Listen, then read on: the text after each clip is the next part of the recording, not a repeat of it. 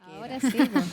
Volvió el rock como corresponde, nada, chava, no, Y no Retic sé le tiró ni eso. flores a usted toda la noche. Pero ayer. obviamente volvió el rock como corresponde y ahora vamos a ver de qué se trata esta ley, ¿no? Que hoy día promulgó el presidente de la República, que estuvo varios años ahí en discusión en el Congreso y que se le denomina ley que mejora la persecución del narcotráfico y el crimen organizado. ¿Será tan así? Bueno, ahora lo vamos a ver. ¿En qué consiste? Son varios capítulos, la verdad, y vamos a analizar los principales. Lo primero es que establece un castigo a el suministro ilícito de drogas sin consentimiento. Eso no existía antes, ¿no? Y se establece una pena base de 541 días a 3 años de cárcel para quien provee, entrega sin consentimiento drogas o suministra drogas a una persona. Si lo hace además con violencia, entonces esta pena aumenta a 5 años un día hasta 15 años de cárcel. Y esto también es interesante porque habitualmente se ocupa a menores, no solamente para cometer estos delitos, sino también para transformarlos en consumidores. Quienes les provean productos con solventes o gases inhalantes que puedan producir daño a la salud o dependencia física o psicológica, 5 años un día a 10 años, para quien lo provea de esta forma. Por lo tanto, eso es, yo diría, un avance, porque todas estas conductas hasta el día de hoy no estaban sancionadas penalmente. Pero hay más. Veamos la siguiente ficha. Se agravan las penas también que se establecen respecto de los delitos contenidos en la ley de droga. Y si es que se cometen, por ejemplo, delitos de ley de droga a través, utilizando o valiéndose de personas menores de 18 años o personas que están exentas de responsabilidad penal, entonces se aumenta un grado la pena. O sea, para decirlo de alguna forma, si la sanción era de 5 años un día a 10 años, se aumenta de 10 años un día a 15 años. Perfecto. ¿No? Entonces, esto hace que en un contexto donde la ley de drogas define penas que son bastante elevadas, la verdad que probablemente en estos casos la persona de ser condenada va a tener que cumplir pena efectiva. No va a estar dentro del rango de la posibilidad de poder acceder a un beneficio. Pero además, si es que se les facilita a estas personas, o sea, estamos hablando de menores de 18 años o personas que estén exentas de responsabilidad criminal, armas para cometer estos delitos, entonces la pena se aumenta hasta en 2 grados. O sea, estamos hablando de que podríamos tener penas que alcancen incluso hasta presidio perpetuo dentro de su tope, ¿no? Dado de que, insisto, las normas de droga establecen penas que son muy elevadas ya hoy día en nuestra legislación. Tercer tema relevante, los bienes decomisados. Ya lo decía la ministra Toa. Los bienes decomisados en el fondo son aquellos que, en el contexto de la investigación criminal, son quitados, ¿no?, por parte de la justicia a estas bandas criminales que se dedican al narcotráfico. Y a veces no son poca cosa, ¿no?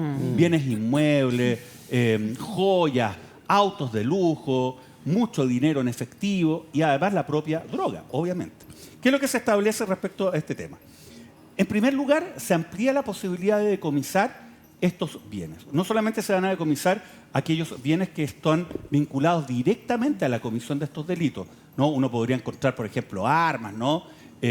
O droga, etcétera, o cualquier otro instrumento que se haya valido estos grupos para cometer estos ilícitos que se vinculan a crimen organizado, sino que también pueden decomisar cualquier bien que haya sido adquirido producto inicialmente de estos delitos. O sea, si había dinero que se obtuvo en narcotráfico y se fueron adquiriendo bienes de manera subsecuente, ¿no?, todos esos bienes también pueden ser decomisados. O sea, se amplía de una manera muy importante la posibilidad de poder quitar estos bienes, para decirlo de alguna forma.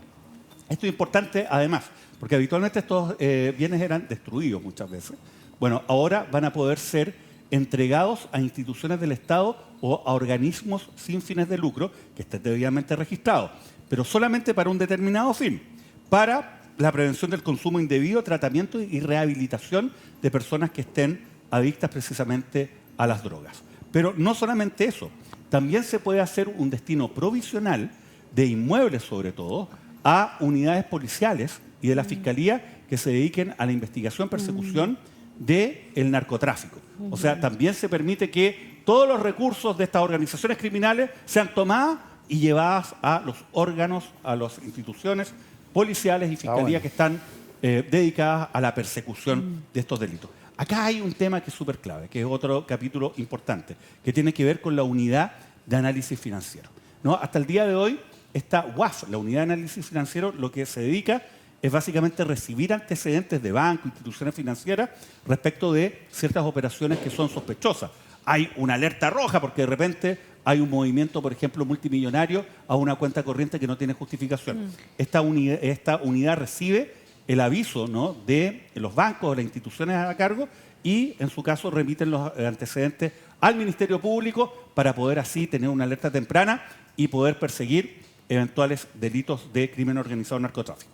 Bueno, ahora esto se amplió, porque no solamente van a ser los bancos e instituciones financieras, tienen que informar, entre otros, automotoras y comercializadoras de vehículos nuevos usados. Obvio, pues si de repente llegaba un personaje con 250 millones de pesos y se compraba el auto de lujo, obviamente ese es un movimiento sospechoso y en ese contexto entonces también da pie o debiese dar pie a dar una alerta, ¿no?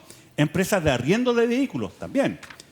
Se arriendan de vehículos de lujo y muchas de estas personas se van turnando los vehículos de lujo que se arriendan. ¿Para qué comprarse un vehículo de lujo? Se puede andar con todas las marcas, ¿no?, en un mes, pero gastando mucho dinero. Y esto es un poco la cultura de ostentación que hablaba el presidente Boric, ¿no?, y que está vinculado con esta actividad criminal.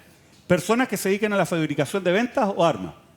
Evidente que tienen que avisar, sobre todo cuando es una cantidad importante de armas. Los clubes de tiro, caza y pesca. Claro, ¿no?, también pueden tener información porque habitualmente, y eso también lo hemos dicho acá, muchas de las personas que trabajan para estos grupos organizados, para los narcotraficantes, son personas que han demostrado tener bastante habilidad, ¿no?, y manejo en el uso de armas, muchas veces superior incluso al de las policías. Bueno, personas naturales o jurídicas que se dedican a la compraventa de equinos de raza pura, de nuevo, ¿no? La cultura del narco, ¿no?, que viene ya desde Pablo Escobar en adelante, de tener caballos de lujo, de fina sangre, ¿no? Y rompieron el mundo de la hípica. Es parte de la narcocultura, ¿no? Y creo que la ley se hace cargo de esto también. Comerciantes de metales preciosos, comerciantes de joyas y piedras preciosas, obviamente, por el bling bling, ¿no?, que usted lo ha escuchado. El bling, ¿no?, el bling bling que andan así con unos medallones de diamantes, entre otras cosas. Ahora, hay un tema que es importante. Esta ley efectivamente salió del Congreso el día 14 de marzo. Y ya estamos, obviamente, como ustedes saben, en mayo, ¿no? Y se demoró bastante en que se pudiera concretar la promulgación. ¿Por qué? Porque un grupo de parlamentarios de Chile Vamos y del Partido Republicano lo llevaron al Tribunal Constitucional. Y lo llevaron al Tribunal Constitucional porque esta ley también incluye otra norma, que es una norma que permite el cultivo de cannabis. Y esto básicamente para los efectos de hacer tratamientos médicos, ¿no?, pero con ciertas restricciones. El consumo, además, tiene que concretarse a través de un medio que no involucre la combustión. O sea, no se puede quemar, ¿no?, con pipas o con papelillo la cannabis. Además, requiere de una receta médica que indique con claridad el diagnóstico, el tratamiento y la duración. Y se castiga la falsificación de esta receta entre 61 a 540 días de cárcel y si además se entrega esta receta para facilitar la comercialización o facilitarla a un tercero de manera indebida, se aumenta la pena de 541 días a 3 años de cárcel. ¿Por qué se objetó? Porque esta norma no habría estado dentro de las ideas matrices del proyecto, porque el proyecto era antinarco, ¿no?, y anticrimen organizado, y esta es una norma que se decía por parte de quienes llevaron esta ley a Tribunal Constitucional, era más bien, entre comillas, de salud pública.